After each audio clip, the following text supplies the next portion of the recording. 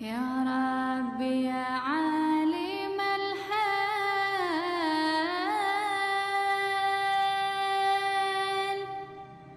إليك وجهت الأمال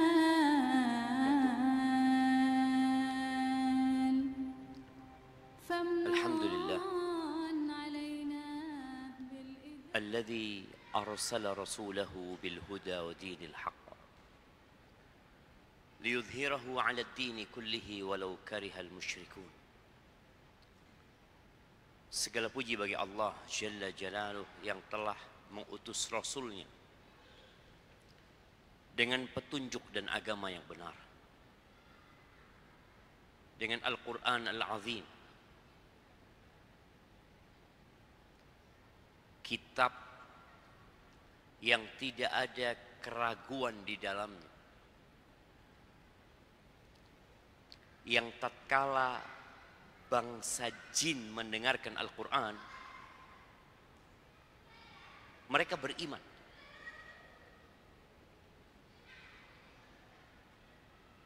Sebagaimana Allah sebutkan di dalam surat Jin, ya, Qul uhiya ilayya annahu istama'a nafarum minal jin faqalu inna sami'na Qur'anan ajaba yahdi ila rushd fa'amanna bihi. Jadi ada beberapa jin, tidak lebih dari 10 dan tidak kurang dari 3, karena Allah sebutkan nafar. Nafar ini antara 3 sampai 10 dan 10 termasuk. Bangsa jin ini dengarkan Quran. Tatkala mereka mendengarkan Al-Quran, lalu mereka berkata, inna sami'na Qur'anan ajaba. Kami benar-benar telah mendengarkan Quran yang sangat menakjubkan. Yahdi ila rusyd, memberikan petunjuk kepada kebenaran, kepada jalan yang lurus. Itu jin yang baru pertama mendengarkan Al-Quran. Mereka beriman. Di surat Al-Ahqaf Allah ceritakan mereka pulang ke kampungnya langsung berdakwah. Wallau ila qaumihim mundirin. Ini yang kadang-kadang tidak terjadi sama kita. Dan memang berbeda, ya. Orang yang beriman di atas ilmu dan orang yang beriman ikut-ikutan. Bangsa jin ini dikatakan dari Yaman. Namanya negerinya Nasibin. Mereka adalah bangsa jin pertama yang masuk Islam, kepada yang beriman kepada Nabi Muhammad SAW. Fa'amanna bih walan nusyrika bi rabbina ahada. Kami beriman kepadanya dan kami tidak akan melakukan kesyirikan sedikit pun dengan siapapun.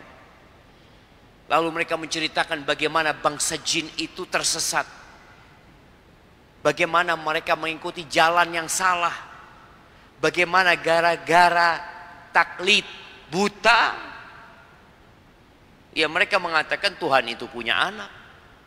Dan kita tahu bangsa Yaman pada waktu itu kebanyakan mereka adalah Nasara,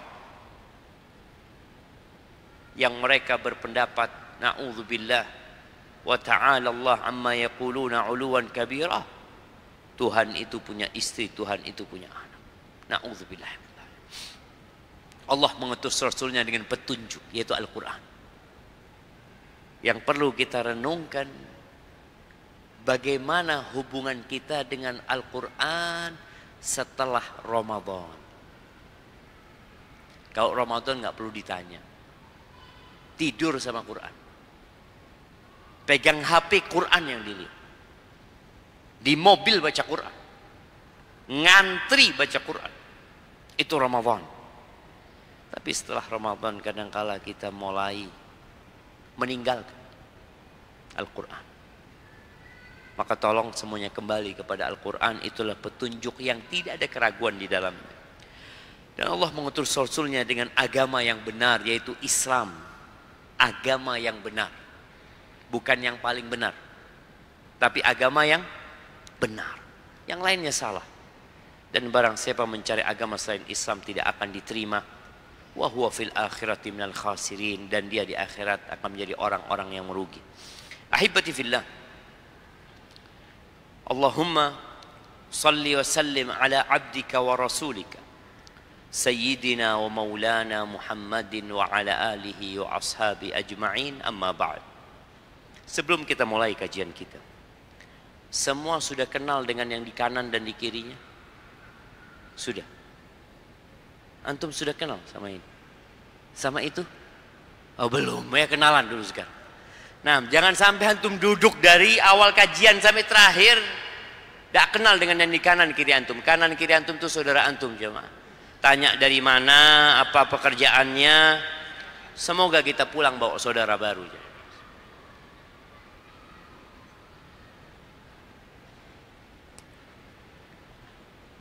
Yang emak-emak juga di belakang, usahakan mengenal yang di kanan dan di kirinya.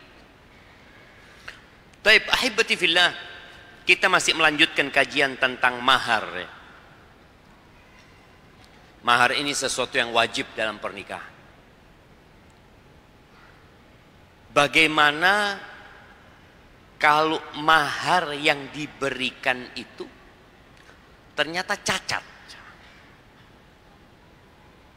Kan ada mahar yang tidak disebutkan, kita sudah bahas. Ada mahar yang disebutkan. Umpamanya, aku nikahkan engkau dengan putriku dengan mahar motor Beat. Umpamanya. Tahun 2001 kasih motor Beat, ternyata STNK-an, nggak ada BPKB. Gimana nih ya? Apa yang harus dilakukan? Loh, kan saya bicara Beat 2021, ini 2021. Tapi motor ini cacat. Karena kita tahu motor itu harus ada BPKB-nya. Dan motor yang tidak ada BPKB-nya, imma itu motor curian, imma itu motor gadai, imma itu motor apa aja? Nah, penggelapan. Nggak boleh. Apa yang harus dilakukan? Istri nolak, enggak. Tapi kalau cacatnya sedikit, aku nikahkan kau dengan putriku dengan mahar motor Beat 2021. Sudah, datang semua lengkap, tapi tidak ada spionnya. Cacat enggak? Cacat. Dibalikin apa tidak? Ya enggak lah, kalau aibnya dikit itu enggak apa-apa. Tapi aibnya dikit apa banyak nih jemaah? Spion ini jemaah. Kecil lah. Walaupun kita tahu kalau ketemu polisi ditilang. Kan? Para ulama menyebutkan, kalau cacatnya itu besar, maka dibalikin. Tapi kalau cacatnya sedikit nggak perlu dibalikin. Boleh kalau cacatnya tidak kecil tapi juga tidak besar. Boleh sang istri minta ganti rugi. Tetap maharnya diterima, terus minta ganti rugi. Umpamanya dia lihat motor yang diberikan ternyata bekas nabrak. Dia mengatakan, Mas kayak ono ganti. Engkau melakukan penipuan ini. Nah ini kalau cacatnya besar ya. Tapi kalau cacatnya kecil ya, nggak perlu ditukar, nggak perlu minta ganti. Tapi bagaimana hukum nikah kalau maharnya itu majhul, tidak diketahui, atau mahar yang dikatakan nggak ada mahar itu, atau nggak bisa diberikan. Umpamanya aku nikahkan engkau dengan putriku dengan mahar sapimu yang ada di hutan. Ditangkep ini sapi tidak kena. Antum tahu di beberapa daerah tuh sapi dilepas ya. Iya, dilepas sapi itu. Udah ditentukan sapinya yang laki yang warnanya ini. Oke, siap. Aku terima. Besok mau ditangkap nggak kena. Itu terjadi apa tidak? Mungkin terjadi. Atau dengan motor Beat yang sudah disebutkan tahu-tahu motornya dicuri. Kan nggak bisa diberikan. Ada kondisi maharnya itu hilang, mahalnya itu nggak ditemukan. Maka nikahnya tetap sah. Dia perlu cari pengganti. Jadi nikahnya tetap sah. Bukan berarti nikahnya dibatalkan ya. Karena dikatakan maharnya nggak bisa diberikan, akhirnya ya sudah berarti nggak jadi nikahnya, nggak. Nikahnya tetap sah, tinggal bagaimana dia berusaha untuk mencari gantinya. Karena kita tahu sejatinya mahar itu tidak harus disebutkan ketika akad nikah. Kita udah bahas tuh. Boleh seorang menikahkan dengan mengatakan aku nikahkan kau dengan putriku. Saya terima. Nggak ada mahar disebut. Sah nggak nikahnya? Sah, tapi tetap wajib mahar. Imam maharnya itu ya sesuai dengan mahar keumuman wanita seperti dia, atau ditentukan nanti oleh suaminya. Sebagaimana pada pertemuan yang lalu, seorang wanita yang dinikahkan tanpa disebutkan maharnya, terakhir dapat mahar berapa? Berapa jemaah? 100.000 dirham.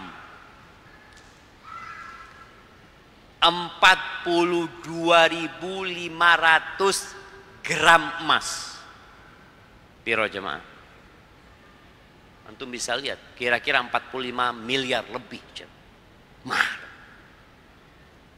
Jadi kalau tidak disebutkan di akad, ya apabila terjadi keributan, ya disesuaikan dengan keumuman wanita yang seperti dia.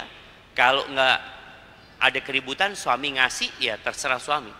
Dia bisa ngasih lebih daripada yang biasa diberikan kepada wanita. Baik. Di kitab Fiqhul Usrah ini disebut pembahasan tentang perceraian antara suami istri dan dampaknya terhadap mahar. Kalau cerai itu maharnya gimana? Maharnya dibalikan atau maharnya dipotong?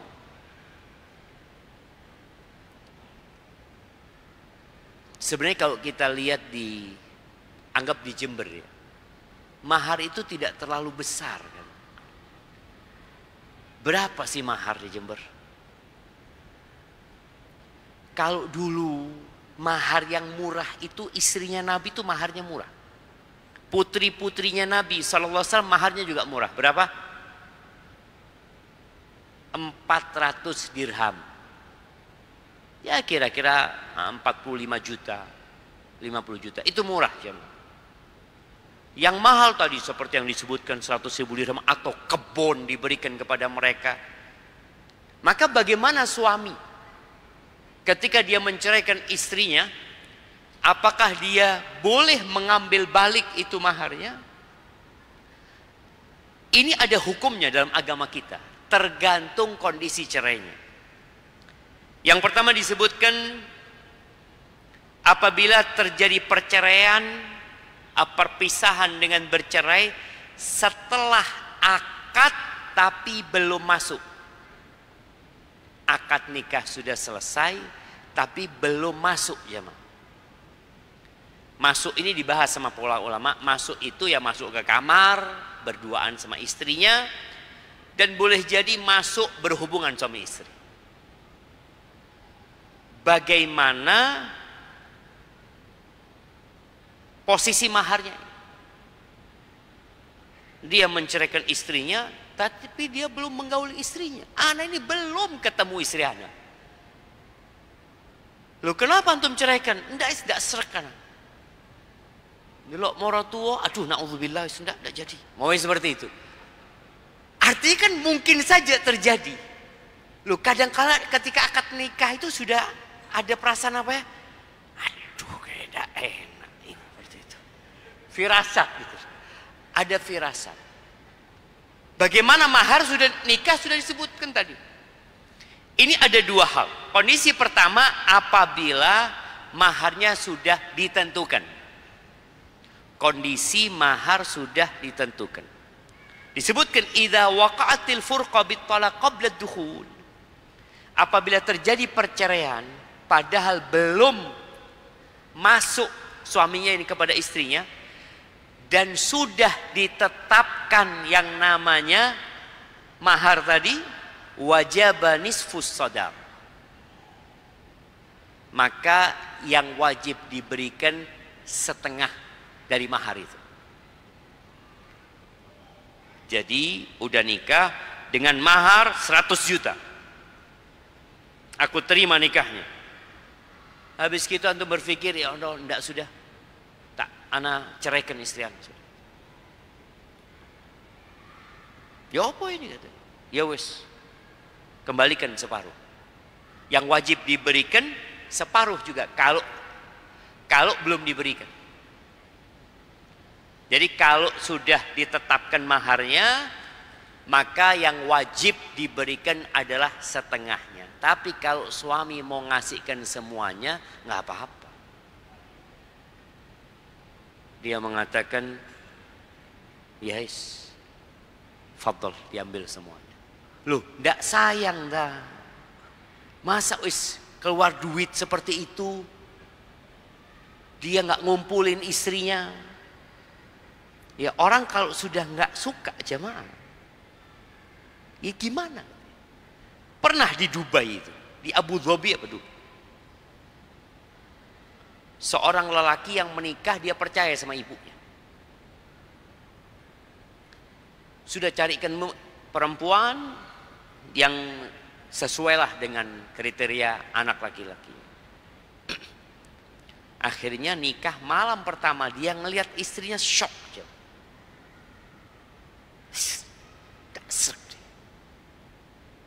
Dua pekan dia ceraikan. Nggak tahu sudah kumpul atau tidak. Tapi yang jelas pernikahan itu habis ya disebutkan 2 juta real. 2 juta real. Berapa jemaah? 9 miliaran. Tapi gimana kalau nggak srek? Ada orang memang nggak pas daripada terus bertahan kemudian ribut ini itu. Jadi perceraian ini solusi dalam agama kita. Namun Allah Azza wa Jalla mengatakan kepada para laki-laki ini, kita nih khususnya, jangan terburu-buru menceraikan. Allah mengatakan wa'ashiruhunna bil ma'ruf. Kata Allah, pergaulilah istri-istri kalian dengan cara yang patut. Dengan cara yang ma'ruf. Fa in karihtumuhunna. Apabila kalian membenci mereka. Ada kondisi suami nggak suka sama istrinya. Apa yang menyebabkan suami nggak suka sama istrinya? Ternyata istrinya ngorok kalau tidur jemaah. Itu kan nggak ketahuan jemaah. Pas malam pertama, loh suaranya apa? Dia lihat, loh bojone ternyata. Apakah antum kembalikan ke orang tuanya? Aduh, tak balik no sih. Allah mengatakan fa in karihtumuhunna. Kalau kalian membenci mereka, sabar. Kita disuruh melihat kepada kelebihannya. Kita disuruh berbaik sangka kepada Allah. Fa'asa an takrahu syai'an wa yaj'alallahu fi khairan katsira. Boleh jadi yang kalian tidak sukai, di situ Allah jadikan banyak kebaikan. Dan banyak terbukti jemaah. Ada seorang yang menikah beberapa hari, kemudian dia melihat, ya Allah, istriku kok kayak gini, ini itu. Sabar. Jangan terburu-buru. Berbeda sama perempuan. Kalau perempuan itu memang sudah mentok, dikasih nasihat nggak bisa, dia gugat cerai dan masalahnya berat, ya boleh jadi perceraian solusinya dia khulu umpamanya. Tapi kalau suami enggak, engkau masih punya pilihan, bisa nikah 2, 3, 4. Masih ada pilihan seorang laki-laki. Maka Allah suruh sabar dan berbaik sangka kepada Allah. Insya Allah di perempuan yang antum gak suka ini ada kebaikan di sana. Jadi ingat, kalau terjadi perpisahan dengan perceraian setelah akad nikah tapi belum masuk, apabila maharnya sudah ditentukan, sudah disebutkan, maka wajib setengah mahar. Taib. Bagaimana kalau maharnya belum disebutkan? Seperti tadi, aku nikahkan kau dengan putriku. Lalu laki-laki ini mengatakan, aku terima. Tapi dia mungkin safar, dia ada kerjaan ini itu, nggak sempat masuk, nggak sempat ngumpulin istrinya. Lalu dia berpikir, ya Allah, anak ini udah ada di Kalimantan, anak nggak mungkin pulang lagi ke Jember, umpamanya seperti itu. Ngomong sama bapak mertua, ini anak minta maaf ya, anak ceraikan istri anak. Mahar belum ditentukan. Gimana? Ya nggak ada mahar. Tapi wajabatil mut'atu laha, wajib memberikan pesangon untuk menjadi pelipur lara. Kalau yang tadi setengah mahar karena sudah ditentukan, kalau yang ini ya dikasih mut'ah. Allah Azza wa Jal berfirman, ya ayyuhalladzina amanu idza nakahtumul mu'minat, wahai orang-orang yang beriman, apabila kalian menikahi wanita-wanita yang beriman, thumma talaqtumuhunna min qabli an tamassuhunna, kemudian kalian menceraikan mereka padahal belum sempat disentuh perempuan ini. Tamassuhunna ini ada dua pendapat ulama, jima dikumpulin, atau yang lebih dipilih sama jumhur ulama, pokoknya sudah sekamar, itu dianggap sudah masuk. Khalwat itu namanya, belum jima, itu sudah dianggap masuk.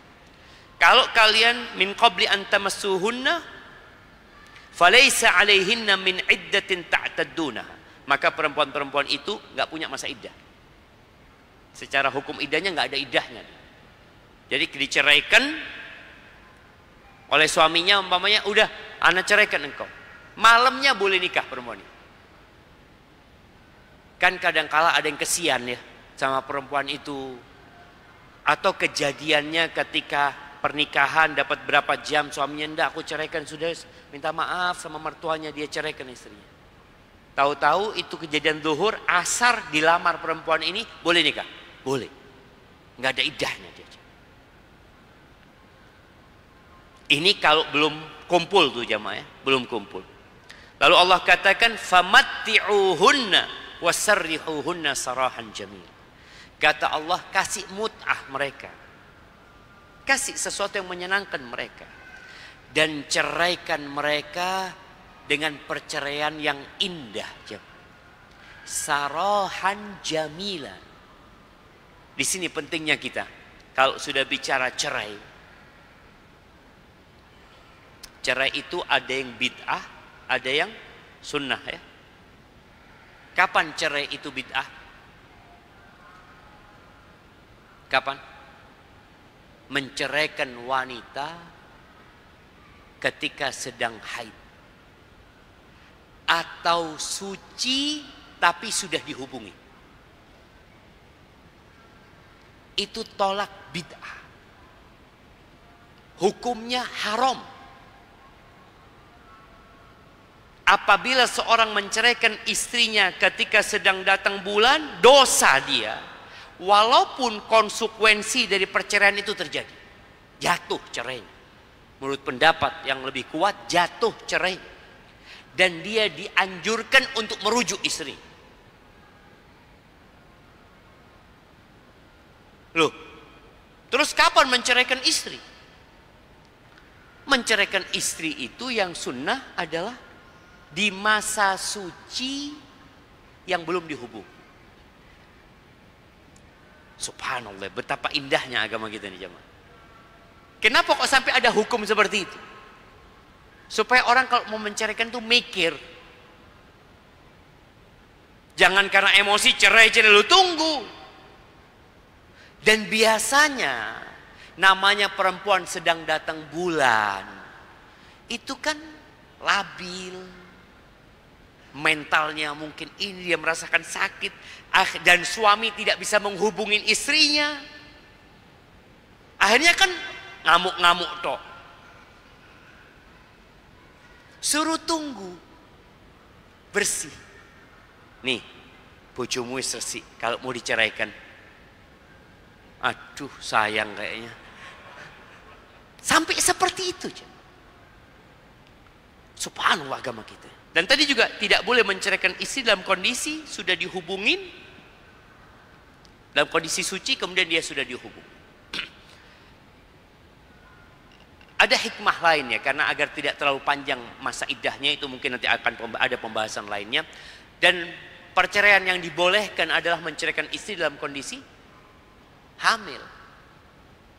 Atau istri yang kita bahas yang belum disentuh, sudah ceraikan, tidak apa-apa. Tapi kalau dia belum disentuh dan belum kalian tetapkan maharnya, maka tolong dikasih pesangon, dikasih harta. Berapa jumlahnya? Terserah. Sesuai dengan diri dia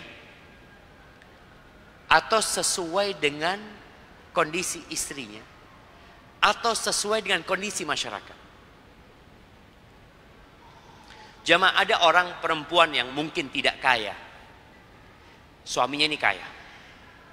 Dia ceraikan istrinya.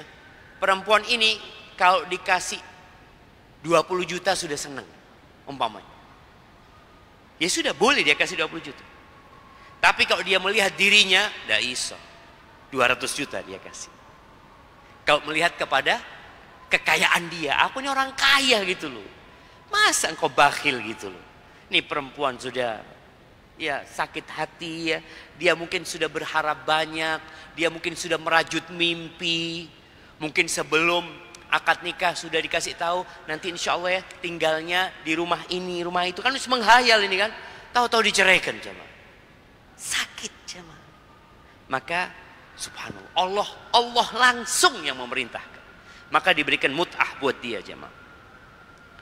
Taib. Bagaimana kalau terjadi perceraian setelah akad nikah dan khulwat, tapi belum masuk?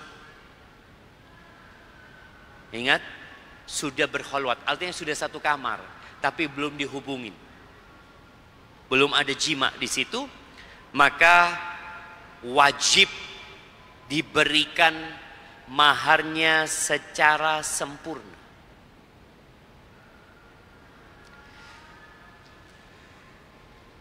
Tadi Anda sampaikan bahwasanya jumhur ulama berpendapat khulwat itu walaupun tidak terjadi jima mewajibkan mahar semua.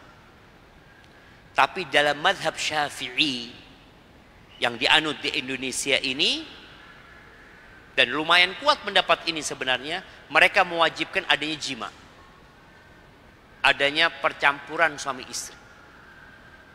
Kalau cuma sekamar tapi tidak ada jima, maka separuh mahar, seperti hukum yang sebelumnya. Imma separuh mahar atau dikasih pesangon. Separuh mahar kalau sudah ditetapkan maharnya, kasih pesangon kalau memang tidak ada penyebutan mahar. Dalam mazhab Syafi'i harus ada jima. Tapi di jumhur ulama mengatakan enggak. Wajib mahar. Kenapa? Karena laki-laki ini sudah kumpul sekamar sama perempuan ini. Dia sudah melihat apa yang diharamkan buat orang lain. Dia sudah pegangan mungkin dengan perempuan ini. Sudah duduk bersama. Dan kalau dia tidak menjima, ya salah siapa?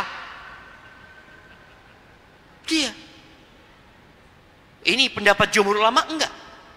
Dan pendapat jumhur para sahabat juga mengatakan bahwasanya kalau tirai sudah diturunkan, pintu sudah ditutup, wajib mahar sempurna. Ini pendapat banyak para sahabat. Walaupun pendapat Imam Syafi'i kuat jemaah. Karena ayat yang tadi kita baca, itu yang namanya mas itu, menyentuh itu ya jima sebenarnya. Tapi karena adanya asar dari para sahabat ya, yang menyebutkan kalau sudah pintu ditutup, tirai dijatuhkan, sudah wajib mahar. Maka rasa pendapat ini pendapat yang kuat. Jadi kalau sampai terjadi sama antum, atau terjadi sama kawan antum, dia sudah masuk satu kamar dan belum dihubungi sang istri, maka kemudian diceraikan, berikan maharnya sempurna. Keluar dari khilaf yang terjadi di antara para ulama. Taib. Tapi kalau sudah jima, selesai, sepakat ya para jamaah ya. Kalau sudah jima, maka dia punya hak semua maharnya. Dan Allah melarang kaum laki-laki untuk mengambil maharnya kembali. Allah mengatakan, wa kaifa ta'khudhunahu wa qad afdha ba'dukum ila ba'd wa akhadna minkum mitsaqan ghalidha. Gimana engkau mau ngambil maharmu lagi? Padahal engkau sudah kumpul sama dia. Engkau sudah hubungin dia. Dan wanita-wanita itu telah mengambil mitsaqan ghalidha, perjanjian yang berat. Jadi akad nikah ini bukan akad jual beli yang bisa seenaknya diputuskan, dibatalkan. Akad nikah ini disebut mitsaqan ghalidha, dan seorang laki-laki akan dimintain pertanggungjawaban di hadapan Allah Azza wa Jalla. Jangan sampai antum menelantarkan istri antum, karena ini benar-benar perjanjian yang besar. Taib. Bagaimana kalau yang menyebabkan perceraian itu istrinya? Kalau tadi kan suami yang menceraikan. Bagaimana kalau istrinya? Maka para ulama mengatakan, dan sebelum belum kumpul ini, fala mahralah, maka nggak ada mahar buat dia, karena dia yang minta untuk berpisah. Kemudian gimana kalau penyebabnya istri tapi sudah kumpul? Maka tetap wajib maharnya sempurna, kecuali istri khulu. Istri malah mengembalikan mahar. Maharnya sudah wajib, tapi istri nanti punya kewajiban mengembalikan mahar. Tapi kita dengarkan adzan dulu. Barakallahu fiik.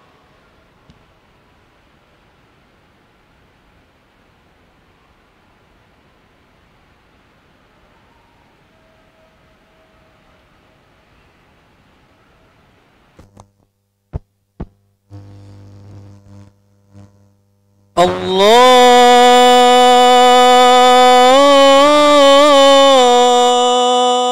Akbar,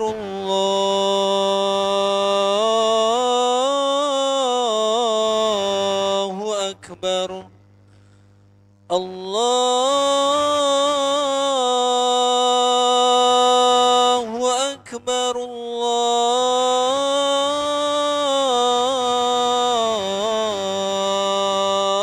Allahu Akbar.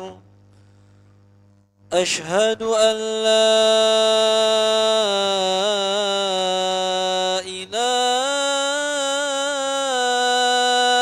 إله إلا الله. أشهد أن لا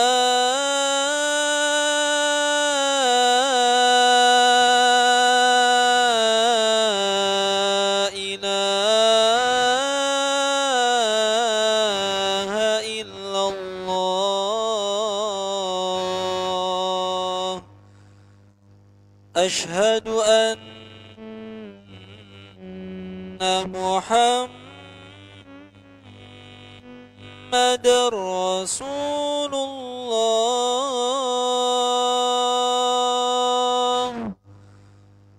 أشهد أن محمد رسول الله حي على الصلاة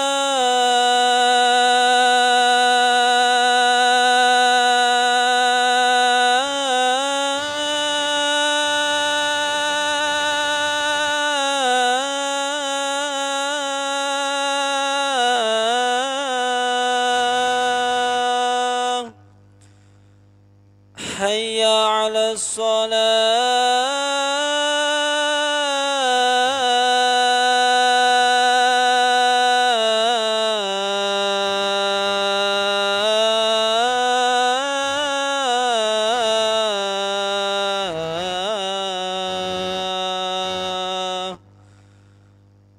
حي على الفلاح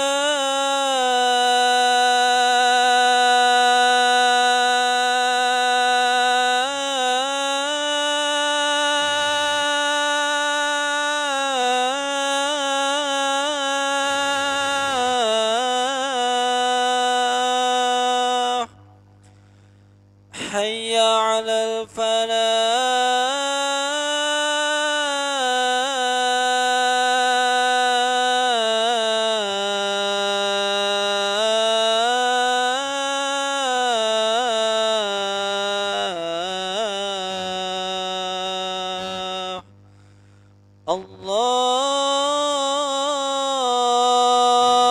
الله أكبر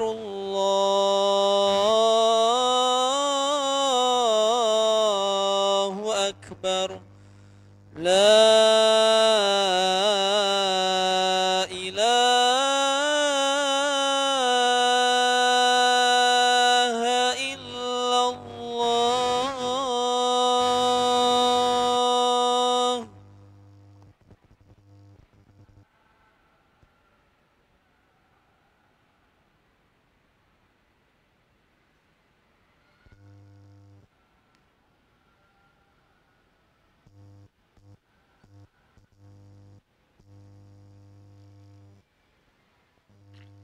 Allahumma salli wa sallim ala Muhammad.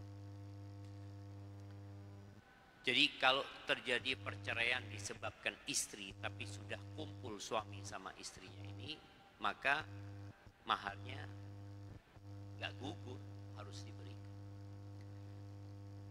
Bagaimana kalau perceraian karena li'an? Li'an ini jamaah, ada pembahasan li'an nanti. Di mana seorang suami menuduh istrinya berzina.